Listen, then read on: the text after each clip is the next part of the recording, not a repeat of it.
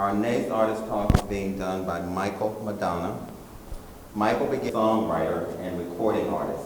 Working the club scene by night, by day he obtained a Bachelor of Business Administration degree in music business from Belmont University in Nashville, Tennessee. Once he received his degree, Michael moved to the West Coast where he joined the South Bay Songwriters Association, now known as the Bay Area Songwriters Association, and played in various venues in the San Francisco Bay Area. In 1998, he received certificates of achievement from the Billboard Song Contest for his entries entitled Franciscan Nights and Until That Day. To fund his creative side, Michael took a position at a leading investment banking firm where he began his climb into financial securities executive management. This allowed him to spend time in artistic enclaves around the world that embedded images in his mind of the most beautiful gardens and shorelines on earth. After years of appreciating and collecting art, Michael again felt the creative process brewing inside, but this time he would present himself through painting. Countless hours of discovering and perfecting his technique revealed a sense of color and depth that surprised many of his contemporaries. Inspired by the natural beauty of the earth, he often depicts both expressionist and abstract cityscapes, landscapes, and other natural settings. Other of his works are simply abstract creations that evoke strong emotion from the viewer through the use of color combinations. Today, Michael lives near San Francisco. He divides his time among business ventures, painting, and recording music. His art is displayed at corporate locations and in galleries in San Francisco and Reno. Without further ado, Michael Madonna. So I wanted to welcome everybody to the 57th Street Gallery Abstract exhibition. And I want to thank Dale and Floyd for doing the abstract exhibition. I had been on them to do something like that. I wanted to fill the whole gallery with my abstracts, but they didn't want me to do that, so they invited all you guys to come in too, which is great. I'm not sure I have enough of them anyway. But some of the ones I have here have been here before. How many were here for the Array of Art exhibition about 2 months ago? And I gave an art talk at that time. Nobody. Okay, you were. Okay, we have one, so you'll some of this will sound familiar to you, I'm sure, because I've taken excerpts from that particular talk to do this one, because it too was about abstract art. At the time, they hadn't really had much abstract art here in the gallery, so I wanted to give a brief history of why abstract art is important. So I'm going to use some notes here in case I forget to say something.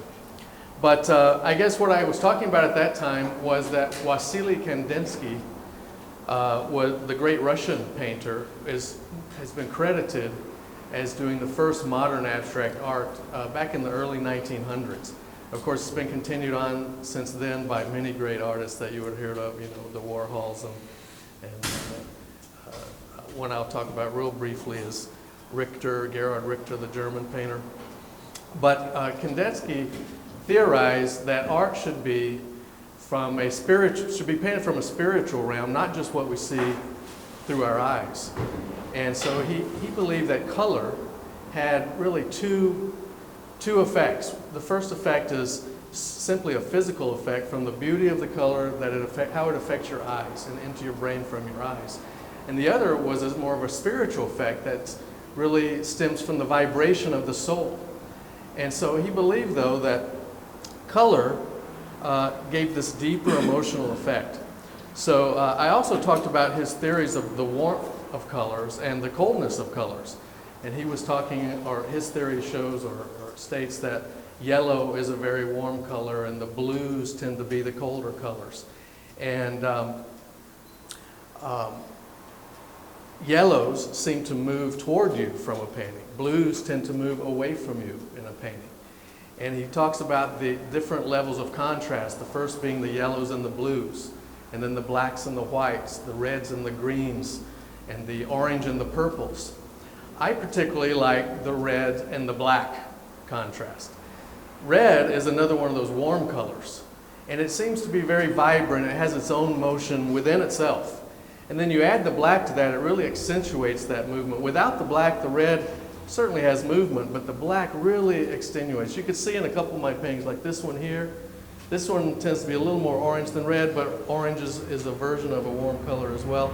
And then this one here, red. These three in the back are also mine. One of them, of course, blue, and the others have some red in them. So I really like the red and black myself. And I get more comments about my red and black ones than anything else I do in the abstract area. And I think that proves that the red really does provide emotion. And of course, red's been my favorite color for a long time, ever since I was a kid. So for me, the red and black is very moving. And it's the combination of colors and movement that create the emotion in a painting. And now the pieces I have here are all really reminiscent of the German painter Gerhard Richter.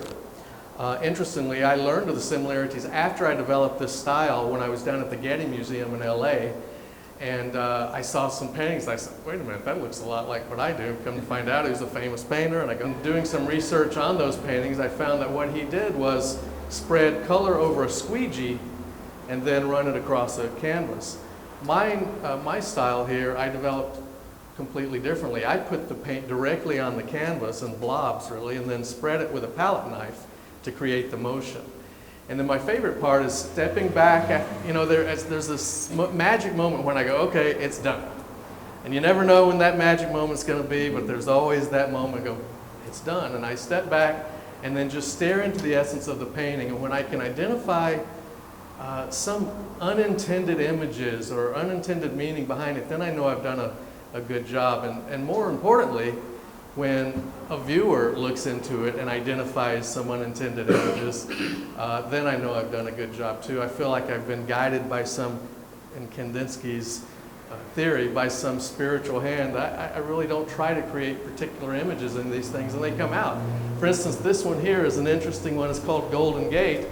Well, you know, I painted it with no purpose in mind, and then I step back and I go, hey, there's the Golden Gate Bridge, and so I call it Golden Gate. And if I tell you it's the Golden Gate, you see the Golden Gate. You might see it even without me telling you that, but if I tell you, it's there. And that's when I think I've done a pretty good job, when something's guided me to create unintended images that really move you. So the objective of a true artist is to build on art history in a way that advances the consciousness of art and lays a foundation for future artists to continue to build on. And as he mentioned, Kandinsky's idea of abstract is just one of the movements I try to advance. Like Richter, in this case, I move back and forth between the abstract and more representational paintings. Though I do a lot of landscapes, cityscapes, seascapes, that sort of thing, they all tend to take an abstract view of that representation. It allows each viewer to kind of put his own experience into the painting, identify what he believes it is based on his own experience. Interesting that my predecessor up here was talking about having his own style. Most artists do feel it's important that they be stylistically identifiable so that they can basically kind of create a brand for themselves. And he's done a great job doing that. I've not seen anything like that before. And I've struggled with that, because if you were to see my entire retrospective work, and if I had filled this gallery with all my work, not just abstracts, you might think it was 5 different artists, or 4 anyway, because if my landscapes don't look like my abstracts, my cityscapes are completely different. I've stepped back and looked at that and say, but my cityscapes do use techniques that I use in my landscapes, and my abstracts use techniques that I use in those. So when I identify it, I think, you know, there really are similarities into the techniques that I use, but they come out looking completely different. If you didn't know it was me, you may not identify those techniques that are common between them. So I kind of struggled. I even decided maybe I should use pseudonyms. One for my landscapes, like Michael Monet, or and then use my own name for some others, and make up a name for my abstracts. But I decided not to do that. And especially after I read that Andy Warhol had said, in fact, he was talking about Gerhard Richter when he was, because Gerhard moves between representational and abstract as well. Abstract expressionist one week, a pop artist the next, or a realist, without feeling that you've given up something. So after reading that quote and learning that many of the other truly great artists in history have moved between techniques or styles, you might say, I feel much more comfortable in my own skin and being able to present abstracts in a case like this. For instance, in Sacramento, there's a gallery there holding my cityscapes from San Francisco, an exhibition I call Not a Soul in Sight. And that's because I paint cityscapes with no people and no cars. It's like an eerie feeling to see a San Francisco corner in Chinatown and there's nobody around. But you'd never see that. So I painted that to let you imagine what it would be like if nobody else was there. Or maybe why nobody's there. Is there a Holocaust or what? So that kind of goes through what I do. What I want to do is pass out these cards that have my web address, of course my email on them.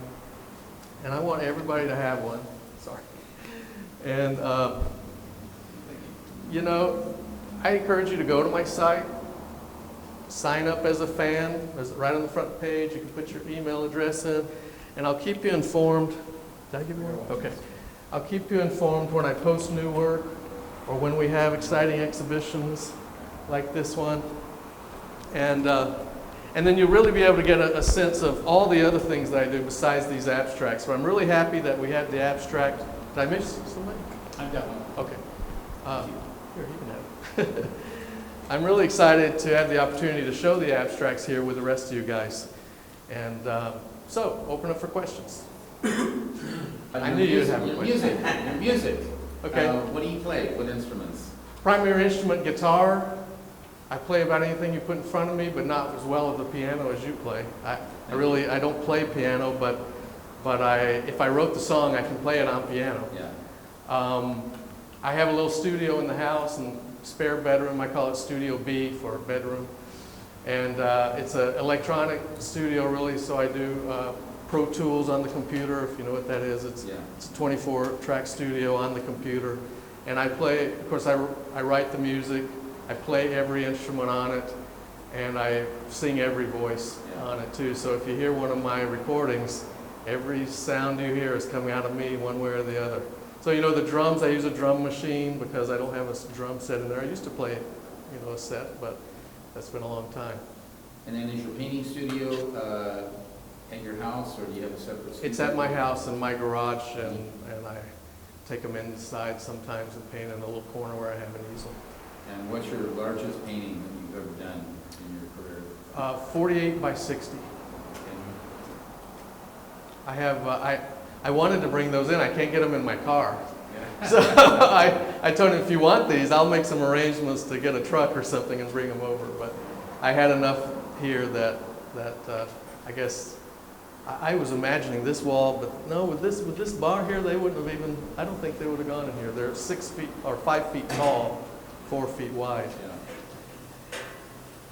Yeah. The only one here is this one in the back corner is a member of kind of a series, you might say. They don't all look just like that. They all are, they're a little bit like that, but different color. And the reason those are a little similar is I was in Yosemite, and I like to take photographs. Some of my other work, like the cityscapes, I work off photographs. I'll go take a photograph. Some of the landscapes, if I'm in Hawaii, I have one that I like a lot called Road to Hana. I'm on the Road to Hana. There's a lot of nice greenery on the way up there, and there's these bridges, and you're circling, curving through this landscape. So we just took pictures. My wife, we had a convertible. My wife was standing up on the side, just flicking pictures the whole way up. And then I went through all the pictures and said, that's a painting, and I painted. Well, this one, we were in Yosemite, and I had the camera. We were at Half Dome, waiting for it to turn into Gold Dome. Everybody know what I mean by that? In Yosemite, when the sun sets, the Half Dome turns from a silver gray granite, and the sun sets, turns into more of a gold-looking color, and it's kind of phenomenal. So people wait around for it to happen. So we were sitting there waiting, and I was looking around, and I saw this just within one of the rock faces, a striation of, I'd say, gray and black, and I put the zoom in on it, and I go, that would be a really nice painting. And I took a picture of it, and it had these fractures in it. You can see that has fractures in it. Well, I came back and painted a gray and black. It's white and gray and black, a little similar to that.